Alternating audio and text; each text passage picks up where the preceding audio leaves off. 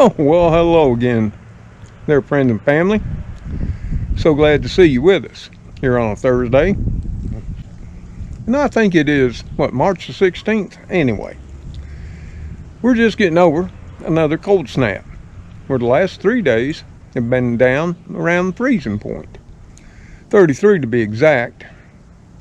It all started Tuesday morning, where, it was predicted 33. Now, I got up, and indeed, it was 33. And, an hour or so later, after I had my coffee, went around for a walkabout, and everything seemed fine. Nothing seemed to be damaged. Even the seedlings up in the compost pile that I left after I picked out the ones I wanted. I was quite surprised by all that. But then, Wednesday would come. Once again, 33 was the forecasted low for in the morning. And once again, I'd wake up around 7, and indeed, it would be 33. But then later, in the late morning when I was feeding the kitties after coffee, I took another walkabout, and I would see a change. Even though my remote temperature sensor in the carport said the lowest temperature was 33. And I'll just take a minute now to explain why. You see, Tuesday morning, around 6 a.m., when it typically gets the coldest here it's going to get, and even though the thermometer was registering 33, we had a fairly significant breeze or wind, you might say, 12 miles an hour and steady. Where on Wednesday, it was dead calm. Now, why does that make a difference? Well, you may know. Because I've seen it here where we've been down as low as 31, 29, and a frost didn't occur. And why is that? Because with that breeze and that wind, the cold air can't sink to ground level. No, it can't. But on Wednesday morning, it was dead calm. And thus, the cold air could sink to ground level, where my plants were. And we'll be looking at some of the after effects of that. And of course, then this morning, once again, I think they said we were going to be 35, and I got up, and thankfully, at 7, it was 41. So it didn't get quite as cold. But since you're all here with me, let's take a walk about and talk about just what happened over the last 3 days. Because if you'll remember, on March the 1st, I did a video. Has spring sprung, or is she only tempting us? Well, even sometimes Mother Nature gets it wrong. Mr. Gray, what's going on, little buddy? You tired? Did I wake you up from a nap? Oh, come on, guy. Papa loves you. Okay. Yep, we woke you up. So we're going to start this here trek around the property here at the Blueberries, which I was quite concerned of. And you can see the little berries right here just starting to form. There's plenty of them. See them right here? Look at that. But also, what I was most concerned about was there's still many flowers up through here, as you can see. That's what had me concerned. And some do look like they got toasted. Others do not. Now you may wonder why that's happening. Well, let me explain a few other scientific reasons. You see that big house there? And over the last 3 days, we were blessed with bright, sunny skies. Look at that. Look at that bee. Look at that bee work. It's loving them. That tells me they're still alive. And that big house is a heat sink. What's that mean? Well, while the sun's shining down on it, it's accumulating heat. The siding, the wood, the total mass, the foundation, everything is soaking up that sun. It's called thermal mass. You know, I'm an engineer. And then when temperatures fall later in the evening, it starts radiating that heat. And as you can see, these blueberries are right here in close proximity to the house. So as the temperatures fall, and I've seen this occur many, many times, especially in the south garden bed, which is right beside the driveway, which is a gravel and tar, soaking up the heat. The bed soaks up the heat. It's right beside the big house, soaking up the heat. If any place, that place is always quite warmer. In fact, last year, the year before, I showed you that with a thermometer. Or it'd be way warmer there, even though I shaded the thermometer, than it would be if I put it out in a shaded area in the yard by anywhere from 7 to 8 degrees. And that means survival. You can see the bees all over these blueberry blossoms. And like I say, some didn't make it and some did. But all the leaves apparently made it. And that's a good thing. Yes, it is. Woo! Let's just look at all of those bumbles working. Must be 20 or 30 of them. And I hope you're seeing it. But as we would walk on Wednesday morning, I'd say around 10-ish, we would see some of the after effects of the fact, even though it got down to 33, yeah, which it shouldn't frost. Frost occurs at 32, right? That's when water freezes. But, oh wow, there's a fig. Look at that. There's my first fig I spotted. And those leaves look fine. I wish they all did, because we're going to go over here and show you some. For whatever reason, these look fine, but these have been frost burned. Yep. That's sad, because this was really taking off. And you're going to see that repeated. Right there's the same issue. And look right here on this tip. They're even crunchy. So yeah, certain portions of the fig got burnt by the frost. I mean, right here, the right side got frost burnt. The left side didn't. Strange, ain't it? Oh, but look right here. Even though some of this got frost damaged, there's a fig, a smaller one, hiding right there. So yeah, it's strange. You can see it here on several of the growing tips. So yeah, the fig tree is not looking the best. Plenty of burnt back foliage, but it'll recover and it'll survive. And it has been set back, and that's a shame, and it saddens me. But yeah, even Mother Nature gets tricked sometimes by the weather. And we filled up the bird feeders so our feathered friends would keep well fed. You know, I can't express it enough to let you know that keeping your feathered friends around has so many benefits. Yeah, because of them, I got so many wildflowers, all kinds of things popping up, because the birds eat the seeds elsewhere and deposit them here. And then all feathered friends, they're like a little meat in their diet.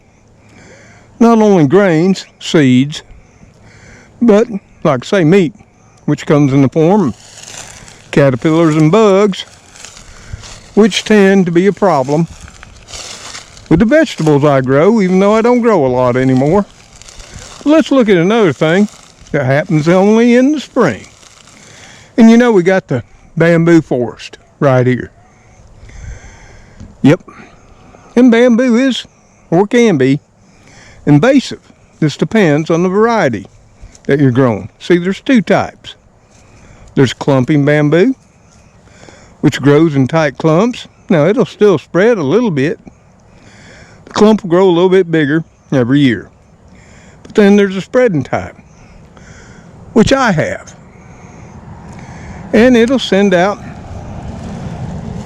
new stalks on new ground, like what we see right here. In fact, there's 1, 2, 3, 4, 5, 6 here, out about 3 feet from the main bamboo grove.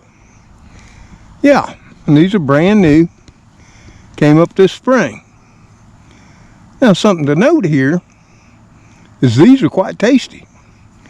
Yeah, you can chop these off, peel them, and you can get your butter, your garlic, your favorite seasonings, spices and herbs, and get out the wok or your favorite fry pan and saute them up or use them in a stir fry.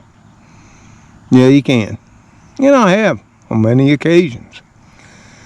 But if you don't want this bamboo to spread, yeah, when we fire up the mower here in a couple of days, yep, we just run right over them if we want to, and that'll stop the spread, as we've done for years. You know, unless we want to cut them off and bring them into the little old country kitchen. And you're going to see some more here. There's 4. Spreading out about 4 feet away or more, maybe 6, away from the main bamboo grove. There's more up here. I can see another one trying to head on out into the lawn. Right there. Oh yeah. Looking tasty, baby. The smaller they are, the more yummy they are. And they're all up in there, popping up everywhere. So yeah, you can see it's rather thick and dense. And that's one thing too to consider if you want your feathered friends around. Having a thicket somewhere on your property, if indeed you can, will provide a habitat to your feathered friends where they nest, where they hide from predators. Yeah. And they also go in here during inclement weather, you know, like storms and such. Surely they do. Because there's one thing to note, and I've learned over my lifetime. You want to know bad weather's coming? Listen. It gets quiet. You don't see the birds because they're taking shelter, which means you might want to too. But let's head over to that compost pile. You know, where we snuck those seedlings out the other day. And I showed you. You know, super secret way to get free seedlings. And here we are. Yep, you're going to notice, even though we left some of the seedlings behind, we got what we wanted. We got out some cucumbers and some squash. But Wednesday morning, even though they survived Tuesday morning, they wouldn't survive Wednesday morning. And it would burn them right back. And now they're all gone. Good thing I got what I wanted. Now here's one cucumber that somehow escaped. Whew, there's all kinds of ants right there. And they were jumping all over me. You see them right here? But then up here you can see the remnants of another one that didn't quite make it. Right there. It got toasted. Surely it did. And of course we got some more onions coming up right there from a discarded onion that got soft. And that's going to make several onions. And you might see what's missing are those 4 onions that were growing off that cut end of a root that we cut off one of the onions we used in the kitchen. Yeah, they're missing because I plucked them out and I took them over to the onion bed over here in the little old raised bed. And we went ahead and cleared the little onion patch we got going. Ain't much. And we went ahead and stuck them in the ground. And they're right here. There was 4 of them. Here's 1, 2, 3, 4. Remember? We separated, made some holes, stuck them in the ground, padded the soil around them, watered them in really good, and gave them a little drink of water-soluble fertilizer we did. And the ground's nice and moist underneath. Now they're bent over, but they'll straighten on up.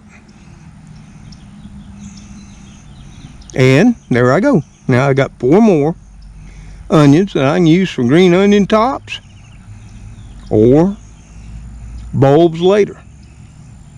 And while we're here, we'll discuss something you might not know.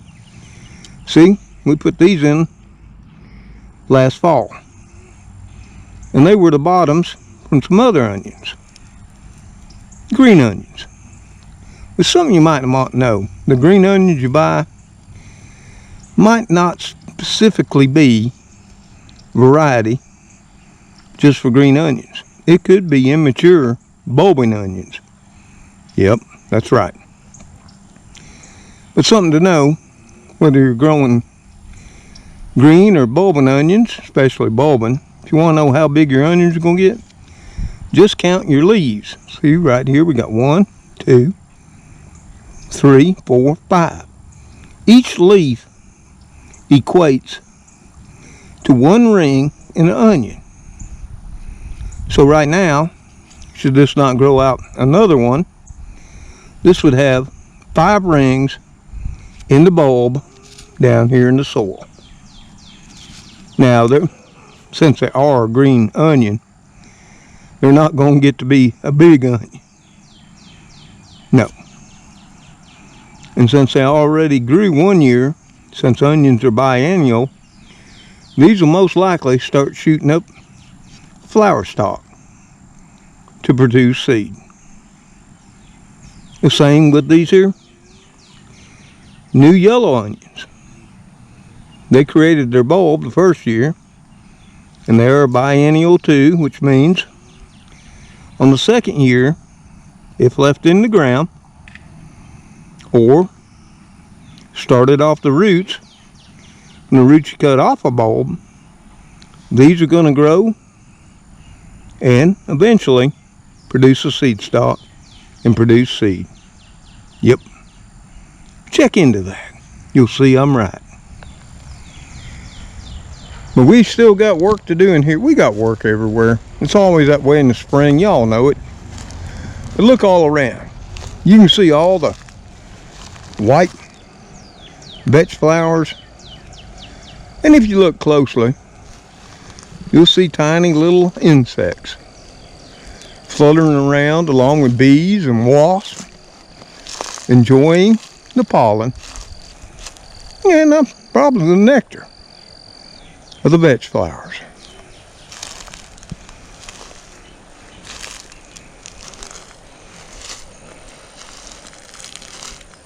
So you may wonder what happened to those cucumbers, seedlings, and squash, and the starts I bought. It's superfoods. I think it was back on March the 7th. Yeah, we didn't get them in the ground. And now, as luck would have it, I'm glad we didn't. And we got them up over here. Now, we took them in the house. Oh, on Monday night, which later transversed into Tuesday and Tuesday morning, because they would have died. You can see here's the cucumber. Look at these leaves. The new leaves are forming, coming out, where they were sort of wilted over, have a little bit of transplant shock. They seem to be doing fine. And look at the squash. The same. Here's our celebrity tomatoes, our green bells, our collards, and over there in the corner is our sweet banana pepper. Now, had I left these out, the peppers, the tomatoes, the squash, and the cucumbers would have all been frost burned and died. The collards may have made it. I'm thinking they would. And so would have the kale.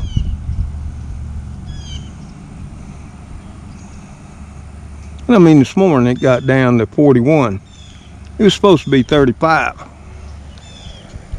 Thankfully, it didn't go that low. But as soon as it got up into the 50s today, I brought these out. Gave them a little drink, a little soluble fertilizer, and let them enjoy the sun. You know, do some of that photosynthesis. Continue growing. Yeah.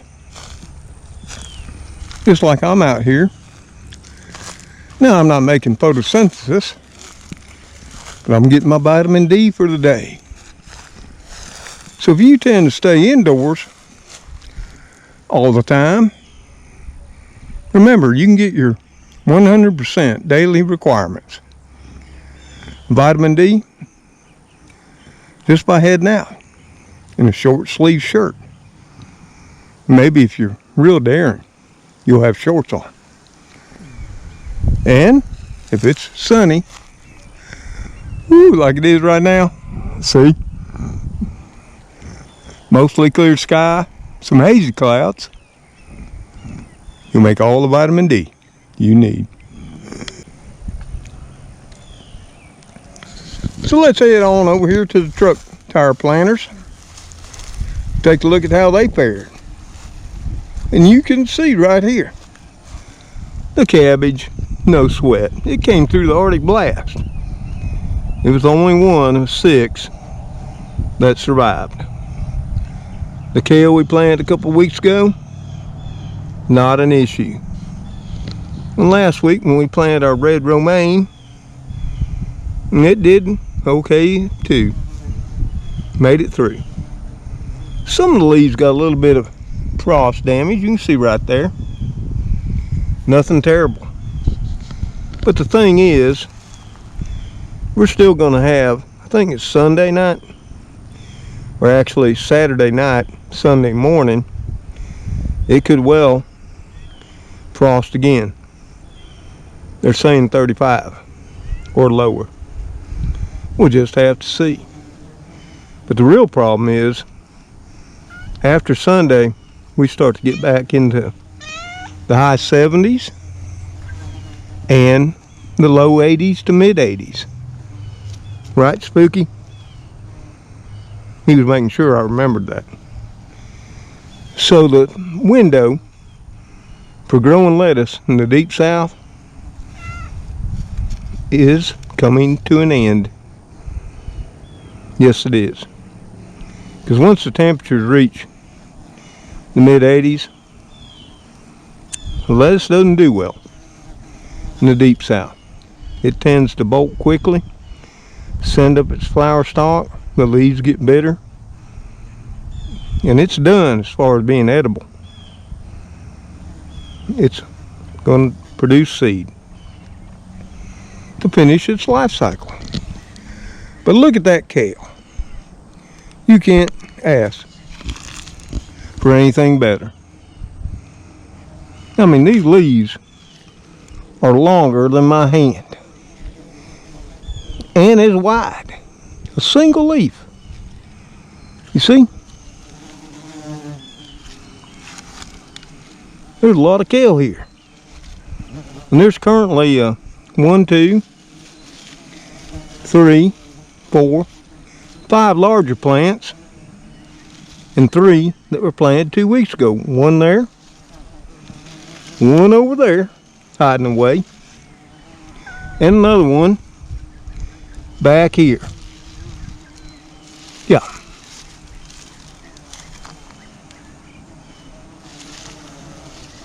It's ever so tasty. And I've been picking a lot of leaves and enjoying them. Not only as an addition to a fresh salad, but you can take these, clip them off, chop them up, get you out a little bit of bacon, some onion, a little garlic. You can use powder, minced if you want. Yep. Get all that sauteing in a pan with some fine butter, olive oil. Whew. Just till you get the onions softened, or maybe you want to go caramelized. Throw in the kale, let it wilt down and cook. Stir it all up. Yeah, drop that in besides some good old smothered pork chops, oven baked or what have you. Don't gotta be just pork chops. It can be side fine steak or what have you. Remember, as Spooky knows, you gotta eat your greens. Right, Spooky? Yes, you do. But something we did yesterday, you can see this area, it was all loaded up with weeds, because this is where we're going to plant some tomatoes, the celebrity. Yeah, me and Spooky. And he did help me. Might not believe it, but he did. Him and the Bumbles are always with me. We were out here working this up, pulling out the weeds, which are right here, drying in the sun. In the morning, we'll take them up, because we'll be starting a new compost pile, like we do every year. But yeah, my possum got in here and rooted up pretty good. And everything, of course, pulling up the weeds breaks up the ground. But you'll notice there's remnants of the cardboard that we put down over a year ago to suppress the weeds. There's not much left of it, you know, that didn't decompose. We're in deep south. Cardboard don't last long outdoors. At best, maybe a season, especially on the ground. Between high humidity, the rainfall, high temperatures, and of course, voracious worms. It all disappears. In fact, most years, I can't even find any left. But there's not much left right here. There's 3 more pieces. Here's a 4th. And that's about it for this entire patch of ground, which is better than 20 feet long. There's a lot of Amazon boxes put on this, I might say. But here we're going to put at least 2, maybe 3 celebrity. The same between these 2 posts. And then I'm thinking over here, we may try some beans or maybe some cucumbers. I'm still debating. I'll have to confer with my garden guru there, Spooky. He knows it all. Yeah.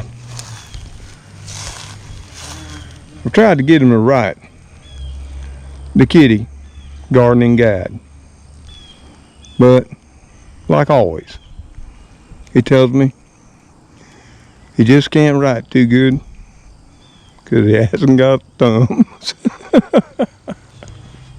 So y'all, we don't got a lot happening yet, but we got some.